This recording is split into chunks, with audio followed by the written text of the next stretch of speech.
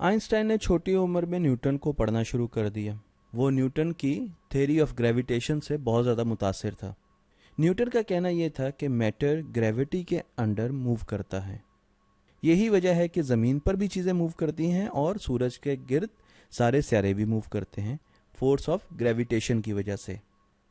पर इसके साथ साथ न्यूटन ये भी कहता है कि स्पीड ऑफ लाइट फिक्स्ड नहीं है किसी भी फ्रेम ऑफ रेफरेंस में, और स्पीड ऑफ लाइट वेरी कर सकती है। आइंस्टाइन ने इसके साथ साथ मैक्सवेल को भी पढ़ना शुरू किया। मैक्सवेल लाइट पर बहुत ज़्यादा रिसर्च कर रहा था। उसका फेवरेट टॉपिक इलेक्ट्रोमैग्नेटिज्म था, और उसका कहना यह था कि लाइट एक इलेक्ट्रोमैग्नेटिक वेव है और उसकी स्पीड फिक्स्ड है। आइंस्टाइन परेशान हो गया क्योंकि मैक्सवेल ये कह रहा था कि लाइट की स्पीड फिक्स्ड है, जबकि न्यूटन ये कहता है कि लाइट की स्पीड फिक्स्ड नहीं है। आइंस्टाइन ने सोचा कि वो इस चीज़ का फैसला खुद करेगा, और उसके लिए उसने एक थॉट एक्सपेरिमेंट कंडक्ट किया। थॉट एक्सपेरिमेंट क्या होता है कि उसने एक खाका बनाया और उसमें चीज़ों को साइंस के उसूलों पर परखा।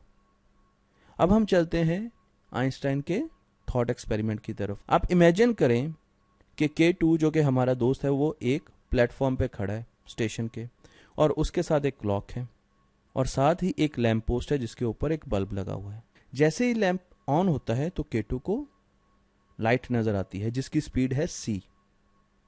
अब वहां से कुछ शहद की मक्खियां भी गुजर रही हैं। K2 उनको भी देख रहा है। हम अज्यूम करते हैं कि ये शहद की मक्खियां स्पीड ऑफ लाइट के साथ मूव कर रही हैं, यानी इनकी स्पीड भी c है और लाइट की स्पीड भी c है। और इस वक्त हम न्यूटोनियन वर्ल्ड में हैं, यानी न्यूटन के लॉज एप्लीकेबल हैं यहाँ पर। तो शहद की मक्खी जैसे ही यहाँ से आगे गुजरेगी उसको लाइट अपने साथ साथ चलती हुई नजर आएगी। वो जब और आगे जाएगी तो उसको लाइट अपने साथ नजर आएगी। उसको ये फील होगा कि लाइट बिल्कुल स्टेशनरी है। क्यों? क्योंकि दोनों की स्पीड एक जितनी है। न्यूटन ये कहता है कि अगर आप एक मूविंग फ्रेम ऑफ रेफरेंस से ऑब्जर्वेशन लेते हैं लाइट की और उसकी स्पीड c है तो लाइट आपको स्टेशनरी नजर आएगी। लाइट की स्पीड फिक्स नहीं है। अब हम आते हैं मैक्सवेल की तरफ। मैक्सवेल ये कहता है कि चाहे ये मक्खी, शहद की मक्खी, स्पीड ऑफ लाइट के साथ मूव कर रही हो, पर जैसे ही ये बल्ब जलेगा इसको भी लाइट की स्पीड उतनी ही महसूस होगी जितनी के एक स्टेशनरी फ्रेम ऑफ रेफरेंस में खड़े हुए K2 को। फ्रेम ऑफ रेफरेंस से स्पीड ऑफ लाइट पर कोई फर्क नहीं पड़ता। या हम अगर ऐसा कहें कि तमाम फ्रेम ऑफ रेफरेंस में, चाहे वो मूविंग हो या स्टेशनरी हो, स्पीड ऑफ लाइट कांस्टेंट होती है। तो मैक्सवेल का ये कहना था। तो शहद की मक्खी जितनी स्पीड से भी उड़े उसको स्पीड लाइट की c ही मिलेगी, जो कि हमने इनिशियली बताई थी। अब आइंस्टाइन इसके बारे में सोचना शुरू हो गया, क्योंकि अगर स्पीड ऑफ लाइट कांस्टेंट है तो स्पीड ऑफ लाइट का फॉर्मूला है डिस्टेंस ओवर टाइम। अगर स्पीड c कांस्टेंट है तो d और t कांस्टेंट नहीं हो सकते, ये वेरी करेंगे। पर उससे पहले हमेशा ये कहा जाता था कि टाइम जो है वो रिलेटिव नहीं है, एब्सोल्यूट है। यानी टाइम फिक्स्ड होता है, वो वेरी नहीं कर सकता। कोई क्लॉक तेज या स्लो मूव नहीं कर सकता। पर मैंने आपको एक छोटी सी एग्जांपल दी है कि अगर स्पीड ऑफ लाइट 8 है और डिस्टेंस 16 है तो टाइम 2 होगा, तभी 8 हमारे पास स्पीड ऑफ लाइट आई।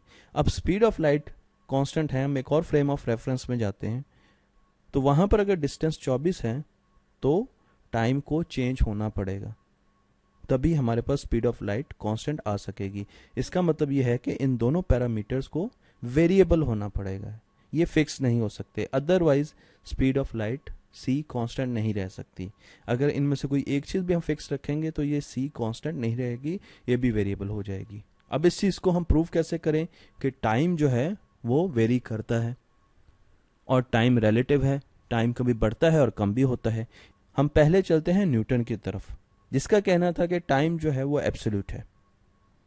पूरी कायनात में, यूनिवर्स में सिर्फ एक क्लॉक है जो चलता है और हर चीज उसके साथ सिंक्रोनाइज्ड है। न्यूटन ने इसके लिए भी एक थॉट एक्सपेरिमेंट डिवाइस किया। अब हम देखते हैं कि यहां पर हमारे पास दो इनर्शियल फ्रेम ऑफ रेफरेंस है। पहला फ्रेम ऑफ रेफरेंस है स्टेशनरी, जिसपे K2 खड़ा है और उसका क्लॉक जो है यहां पर आपको नजर आ रहा है। दूसरा फ्रेम ऑफ रेफरेंस जो है वो है शहद की मक्खी, जो कि मूविंग फ्रेम ऑफ रेफरेंस है। शहद की मक्खी जितनी तेजी से मूव करेगी उसका क्लॉक उतना ही स्लो होता जाएगा, और उसका क्लॉक स्लो होने की वजह से उसको स्पीड ऑफ लाइट उतनी ही नजर आएगी जितनी कि K2 को नजर आ रही है। इस टाइम के स्लो होने या तेज होने की वजह से speed of light moving frame of reference में कांस्टेंट होते हैं। अगर शहद की मक्खी स्लो मूव करेगी तो ये क्लॉक थोड़ा सा तेज चलना शुरू हो जाएगा, और अगर शहद की मक्खी तेजी से मूव करेगी तो ये क्लॉक स्लो चलना शुरू हो जाएगा। पर दोनों सूरतों में उसको स्पीड ऑफ लाइट उतनी ही नजर आएगी जितनी कि K2 को नजर आ रही है। उसकी वजह यह है कि टाइम चेंज हो रहा है, कम या ज्यादा हो रहा है, पर स्पीड ऑफ लाइट को हमने फिक्स रखा हुआ है। अब हम एक और एक्सपेरिमेंट की तरफ चलते हैं। K2 प्लेटफॉर्म पे खड़ा है और उसके दोनों तरफ बिजली कड़की है। अगर आप ये देखें तो ये एक थंडर बोल्ट है, और जैसे ही बिजली प्लेटफॉर्म से टकराई है उससे रोशनी निकली है जो कि K2 की तरफ आई है। क्योंकि ये दोनों फासले बराबर हैं तो K2 को ऐसे लगा कि ये इवेंट यानी दोनों तरफ जो बिजली टकराई है प्लेटफॉर्म से ये एक वक्त में हुआ, यानी साइमल्टेनियसली हुआ।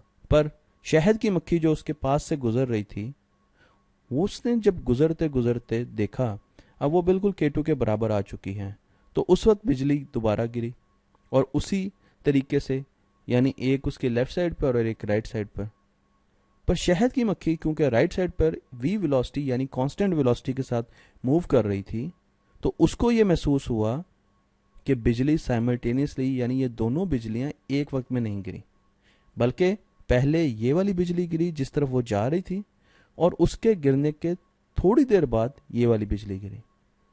तो शहद की मक्खी को लगा कि एक इवेंट पहले हुआ है और दूसरा इवेंट बाद में, जबकि K2 को यह महसूस हुआ कि दोनों इवेंट बिल्कुल एक साथ हुए। K2 stationery frame of reference में था और शहद की मक्खी मूविंग फ्रेम ऑफ रेफरेंस में। तो इससे हमें यह पता चला कि अगर आप डिफरेंट फ्रेम ऑफ रेफरेंस में हैं और आप एक ऑब्जर्वेशन लेते हैं तो उसके रिजल्ट डिफरेंट हो सकते हैं, और वो दोनों डिफरेंट रिजल्ट ठीक हो सकते हैं। इस एक्सपेरिमेंट को मैंने सिंप्लीफाई करने के लिए शहद की मक्खी का इस्तेमाल किया, पर एक्चुअल में आइंस्टाइन ने एक ट्रेन सोची थी जिसके ऊपर एक ऑब्जर्वर था। वो ऑब्जर्वर इस वक्त इसके अंदर बैठा हुआ है, नजर नहीं आ रहा है। यहाँ पर K2 है और ये आप देखें बिजली टकरा रही है प्लेटफॉर्म के साथ और इससे रोशनी नजर आ रही है, और वो रोशनी एक वक्त में K2 के पास पहुंच रही है। ट्रेन पे बैठे हुए ऑब्जर्वर को ये लग रहा है कि ये बिजली जो है जो राइट साइड पे ये पहले इसकी रोशनी उसके पास पहले पहुंची और इस बिजली की रोशनी उसके बाद में पहुंची। तो उसने ये अखज़ किया कि ये इवेंट पहले हुआ और ये इवेंट बाद में हुआ। तो दुनिया में कोई भी event simultaneously multiple frame of reference में नहीं हो सकता। दुनिया में कोई भी चीज़ साइमल्टेनियस नहीं होती। हमने ये चीज़ देखी कि दुनिया में कोई इवेंट साइमल्टेनियस यानी एक वक्त में नहीं हो सकता। तमाम और फ्रेम ऑफ रेफरेंस में उसकी ऑब्जर्वेशन डिफरेंट होगी। टाइम जो है वो एब्सोल्यूट नहीं है बल्कि टाइम रिलेटिव है, और टाइम चीज़ों के मोशन के साथ चेंज होता है। शहद की मक्खी जब तेज़ उड़ती थी तो टाइम स्लो होता था उसके लिए, और जब वो स्लो उड़ती थी तो टाइम तेज़ी से गुजरता था। मोशन रिलेटिव होता है, इसको अभी हम आगे भी देखेंगे, और टाइम रिलेटिव होता है। मोशन रिलेटिव होता है कैसे? अगर आप देखें तो यहाँ पर हमारा एक ऑब्जर्वर है K2 जो कि ज़मीन के ऊपर खड़ा है।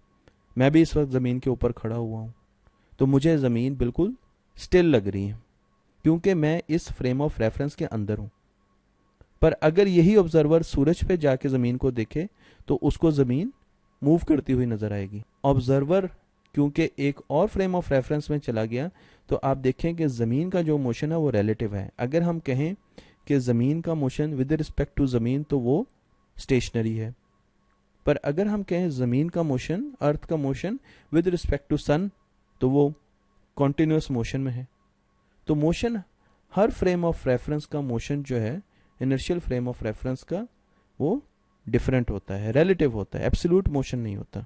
इसी तरीके से अगर आप K2 को देखें तो वो अगर ट्रेन के अंदर है तो उसको लगेगा, अगर वो बाहर खिड़की से ना देखे और ट्रेन जो है वो कांस्टेंट वेलोसिटी के साथ मूव कर रही हो, ये बड़ी अहम चीज़ है कि एक्सेलरेशन में ना हो, तो उसको लगेगा कि ट्रेन एक जगह खड़ी है, रेस्ट में है, जिस तरह के इन लोगों को लग रहा है।